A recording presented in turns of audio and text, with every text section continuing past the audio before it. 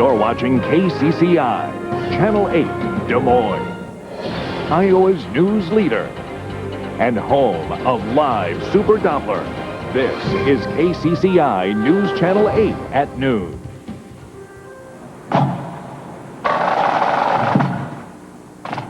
More than 8.5 months after the September 11th attacks, recovery work at Ground Zero has officially come to an end. No speeches, no fanfare, just the sounds of a fire bell and bagpipes. Jamie Colby is joining us live from New York with the latest. Today's memorial began at 10:29, the same time that the second of the Twin Towers collapsed. There were no speeches, only several symbolic processions, each meant to pay final respects to the victims and families of September 11th. In a brief yet poignant ceremony, 8.5 months of heartache have officially, at least, come to a close. This ceremony, marking the end of recovery efforts at Ground Zero, began with the ringing of the New York Fire Department bell. 4 sets of 5 bells, the traditional signal for a fallen firefighter. Present, halt! An honor guard-led procession with several hundred officials following a flag-draped empty stretcher, symbolizing those lost on September 11th who were never found.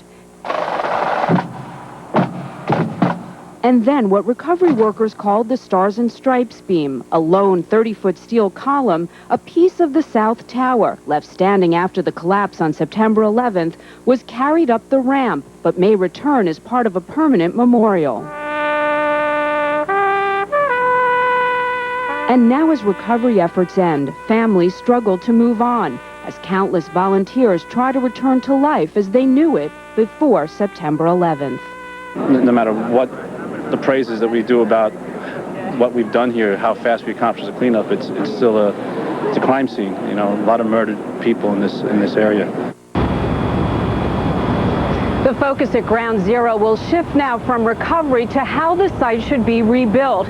Opinions differ over what should be done, but the end result is expected to be a combination of a memorial and new office space. Reporting live from Ground Zero, Jamie Colby, now back to you. All right, thank you very much, Jamie. 2 Central Iowans died in the September 11th attacks. 55-year-old Jim Cleary from Newton worked for Seabury and Smith Insurance. He was in Tower 1 for a business meeting when the attacks occurred. And 41-year-old Tim HAVILAND grew up in Ames. HAVILAND was working on the 96th floor of Tower 1 when the first plane hit. In other news this morning, 1 person died in a 2-car accident in Dallas County. It happened on Highway 141 about 3 miles west of Granger. News Channel 8's Travis Graben was at the scene. He joins us now in the newsroom. And Travis, what do we know now as to what happened? Well, Molly, the Iowa State Patrol is investigating the accident, and officers do say they have a pretty good idea how the crash happened. The question still remains why. About 7:30 this morning, a small car was traveling westbound on Highway 141. Witnesses say the man in the car was driving erratically. He was driving at a high rate of speed and swerving off onto the shoulders. Then this car suddenly veered across the median. A minivan traveling east slammed into the side of the car, and both vehicles ended up off the highway. Eyewitnesses to the crash helped state troopers piece together what happened. We got statements from numerous people that stopped. They all said the same thing, that the westbound car just jumped the median at high rate of speed, and the eastbound minivan didn't have a chance to react. Now, there was only 1 person in each vehicle. A woman driving the minivan was life-flighted to Iowa Methodist Medical Center in serious but stable condition. The man in the car died at the scene. The names of those people are not yet being released. They're still trying to notify relatives. And there's no word on what might have caused the man to veer across the median. All right, we'll wait for more word on that later this afternoon. Thanks, Travis. Fire investigators are spending today looking for the cause of a house explosion that killed 1 man. This story is coming to us from our Western Iowa Live link. The explosion happened yesterday afternoon in a house 5 miles north of Missouri Valley. Witnesses reported hearing a loud explosion and seeing a huge ball of flame. Police found a body in the basement. The Sheriff's Office hopes an autopsy can make a positive ID on the body. The attorney for the so-called mailbox pipe bomber has withdrawn her request for a gag order. Jane Kelly is the public defender representing 21-year-old Luke Helder of Pine Island, Minnesota. Helder faces federal charges in connection with 18 pipe bombs found throughout the Midwest, including here in Iowa. 6 of those pipe bombs exploded, injuring residents and mail carriers. The attorney withdrew the gag order request in a motion filed yesterday in U.S. District Court in Cedar Rapids. A Southeastern high school student who was accused of plotting to blow up his high school prom is now accused of witness tampering. 18-year-old Christopher Todd of West Burlington High School is set to go on trial June 11th on charges of possessing explosive materials. He faces up to 10 years in prison if convicted. He was released from jail, but authorities say he was arrested again last Friday after allegedly telephoning and writing notes to classmates in an attempt to influence testimony. He's now back in jail on $24,000 bond. The Iowa Board of Regents says it will name an interim president next month for the University of Iowa, which lost its president yesterday to the University of Michigan. Mary Sue Coleman, who has been Iowa's president since 1995, will take over the Ann Arbor position August 1st, nearly doubling her salary. Greg Nichols, the executive director of the Regents, says an interim will be named during the Regents meeting June 19th and 20th. He says the process of selecting a permanent successor could take as little as 4 months or as long as a year. Last night's rain didn't last long, but it sure fell pretty hard. So hard, in fact, it quickly forced Walnut Creek out of its banks. The floodwaters soon washed over Highway 44 in Dallas County and even flowed into Dallas Center Elementary School there. And it's a lot calmer today, but I hear rumblings that it could happen again today. Is that right, Brian, or not? That's right, Molly. Yesterday, we talked about it, a gully washer out in Dallas County between Dallas Center and Grimes, picking up 4 inches of rainfall in a very short period. I was out on Highway 44, and boy, was it a mess.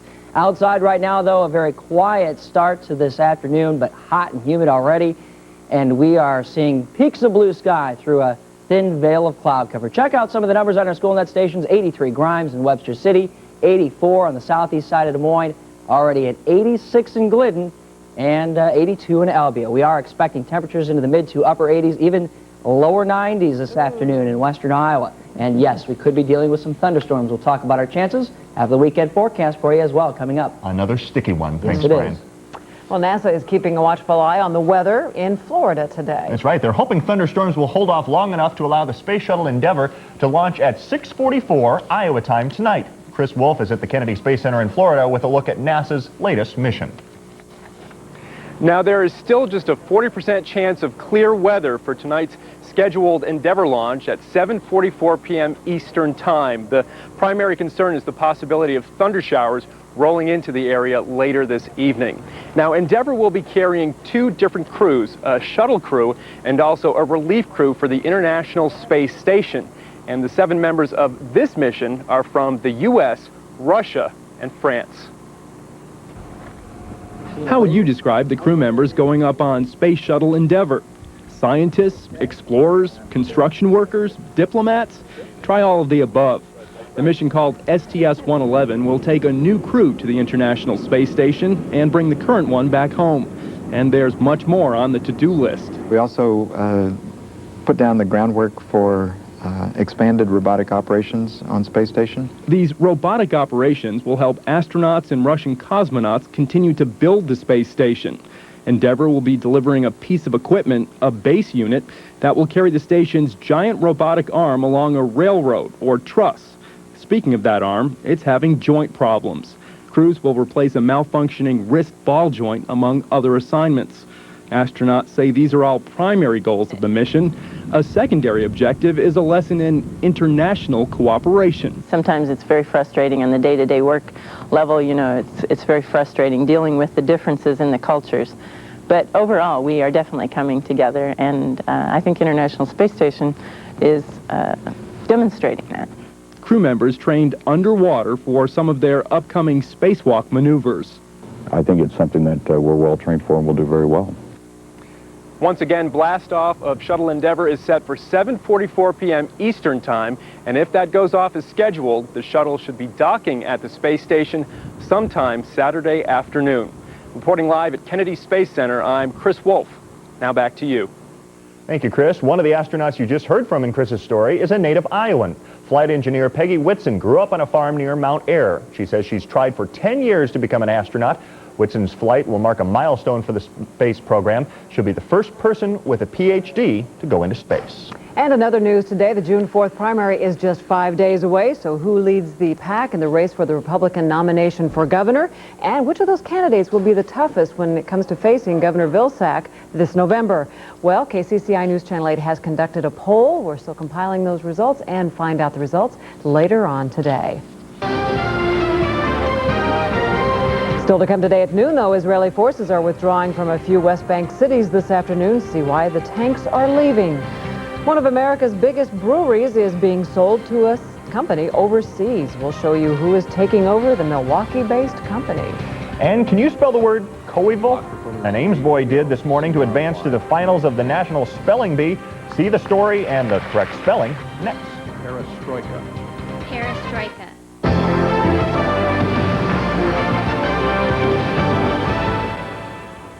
You're watching KCCI News Channel 8 at noon. Iowa's news leader, with Molly Cooney, Marcus McIntosh, and meteorologist Curtis Gertz with exclusive live Super Doppler weather. This is KCCI News Channel 8. The latest tensions in the Middle East seem to be calming down at least a little bit as Israeli forces withdraw from Hebron and Bethlehem. Welcome back to the news at noon. For a few hours, the situation in West Bank cities was tense. Israeli forces say they needed to occupy Hebron and Bethlehem for their own safety. And this story is topping our look at headlines from around the world. Between 30 and 40 armored vehicles entered Hebron early this morning. Troops conducted house searches. Military sources describe the temporary occupation as a strike at a terrorist infrastructure. Israeli tanks and troops also have started pulling out of Bethlehem after a 4-day siege there. President Bush is sending Defense Secretary Donald Rumsfeld to India and Pakistan to help ease growing tensions there. The two countries are teetering on the brink of war over the disputed state of Kashmir. The U.S. is reportedly making plans for a massive evacuation from that area. That could include airlifting more than 60,000 Americans from both countries. The men and women who brew Miller beer soon will have a new boss. Philip Morris is selling the company to London-based South African breweries. It will create the world's second largest brewer, behind only Anheuser-Busch of St. Louis. Job cuts are not expected because of the sale. The price tag on all those bottles of beer? A mere $5.6 billion. A 12-year-old Ames boy has advanced to the fourth and final round of the National Spelling Bee in Washington, D.C. This morning, Matthias Gassman of Ames correctly spelled the word coeval. That's C-O-E-V-A-L. Definition: of the same age or period. There are no alternate pronunciations. The finals continue this afternoon live on ESPN. 58 spellers remain in this national competition. If you've been looking for a steam cleaner, just step outside. A hot blast of summer coming at us in your forecast next. Keeping Central Iowa ahead of the storm. Your live Super Doppler 8 forecast. Had a nice opportunity to gather with friends from around the area for the Ronald McDonald House Golf Classic yesterday, and this is how we rounded out the afternoon at the golf course. A little bit of lightning here and there, and yes, I even caught a wall cloud. This is Beaver Creek Golf Course, by the way, out on Highway 141, of course, not too far from Highway 44, out there between Grimes and Dallas Center, where they had 4 inches of rainfall in a very short period of time and some flooding. And I wanted to quickly just mention that Kayla up at Ballard West Elementary School in Slater was actually talking about the wall cloud we talked about at my school speech. I also learned that a wall cloud isn't a wall with clouds on it. As you saw there, kids, definitely not a wall with clouds on it, just a wall cloud, a cloud that hangs down from the clouds and has a possible rotation developing on the back side of it. 83 our temperature right now. The possibility in this heat and humidity of thunderstorms redeveloping, yes, we'll keep an eye on them. Partly sunny skies, a southwest wind at 15 miles per hour.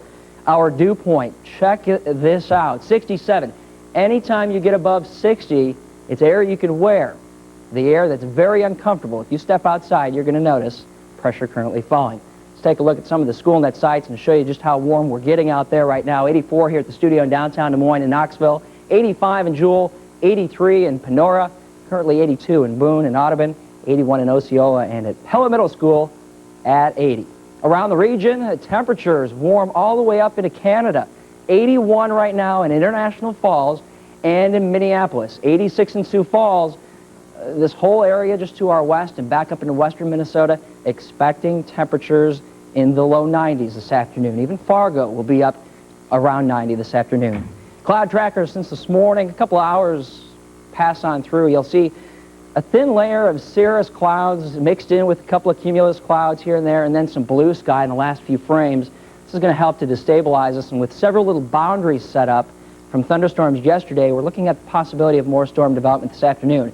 Some thunderstorms up over Lake Superior and Lake Michigan right now. The concentrated severe weather threat will be over Wisconsin, closer to an upper level low over Manitoba. But as I mentioned, we do have boundaries set up, and one particular boundary out to the west is going to shift our winds around to the northwest. We'll interact with these boundaries, basically collapsing thunderstorms, set out their airflow, kind of rush down to the ground and spread out and set up those boundaries for us as they interact with our very unstable atmosphere. Look for thunderstorms to pop again this afternoon and into the evening hours. But even on the backside of our cold front, continued warm. What does that mean for us in our 5-day and into the weekend? Well, it means hot and humid today. Isolated storms developing this afternoon. As I mentioned, some of these could be strong.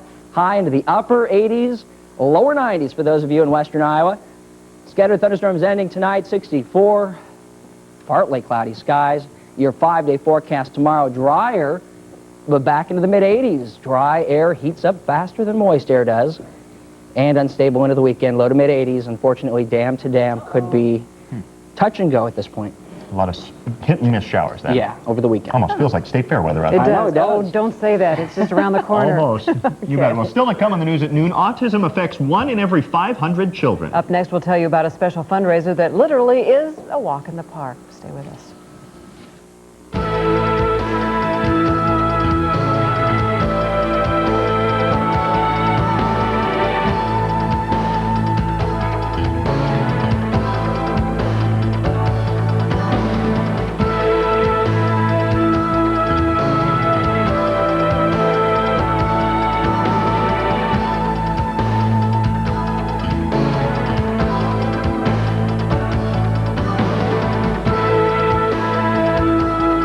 For up-to-the-minute weather information, day or night, call the live Super Doppler 8 forecast at 247-8880. Sponsored by Hyundai. Welcome back, everyone. Autism is the third most common developmental disability after cerebral palsy and mental retardation. But the National Alliance for Autism Research, otherwise known as NAR, says research remains one of the lowest funded areas. To help fight this devastating disorder, Walk Far for NAR was created nationally, and Saturday, June 15th, we here in Central Iowa can do our part to help raise money and awareness.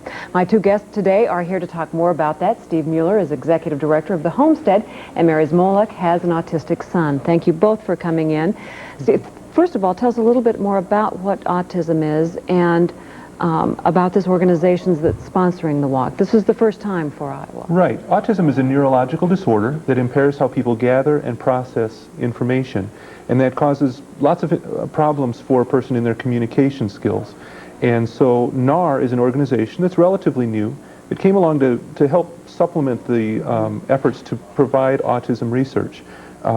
Autism has been severely underfunded in terms of medical research, and NAR is just doing important work right now to bring awareness and also bring the dollars that it takes to find some cures for autism. All right, Mary, you have a son, 45 years old, right, who is autistic. Tell us a little bit about him and what it was like to raise a child. The hardest part was we didn't know what we were dealing with. Actually, he was 25 years old before he was labeled autistic.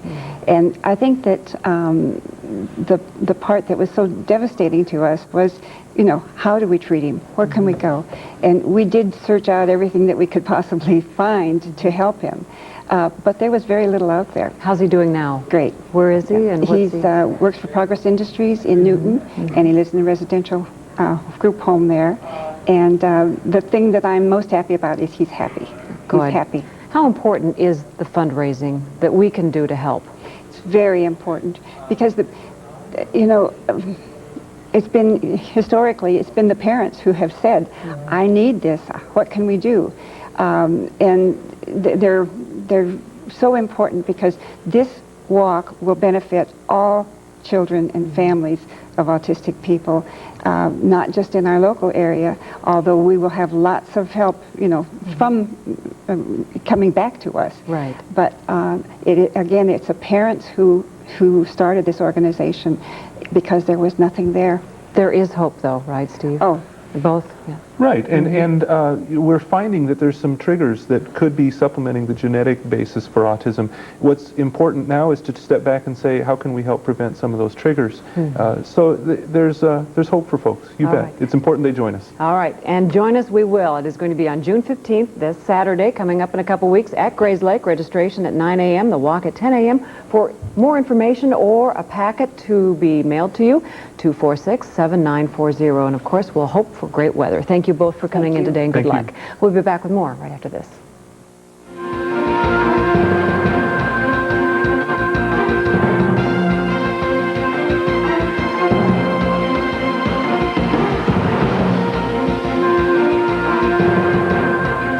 It's already a sticky one out there, and it's going to be even stickier. Walk out, just going to pull the suit off. Let's take a look at some of the school net stations out there right now. 86 Wall Lake and Sully, 85 in Ankeny and Adair. Here's your 5-day forecast. Hot and steamy one today. Highs into the upper 80s around the area, even lower 90s in western Iowa. And yes, any thunderstorms that do develop have the capability to produce heavy rain, hail, and lightning. Okay. Time to go hit the golf course. I was going to say, since you got rained out yesterday. Huh? Yep. All right. Well, we got the games here. Okay. Oh, good. All right. And always keep a hat on. Thanks for joining us today. Have a great day, everyone. Join us tomorrow.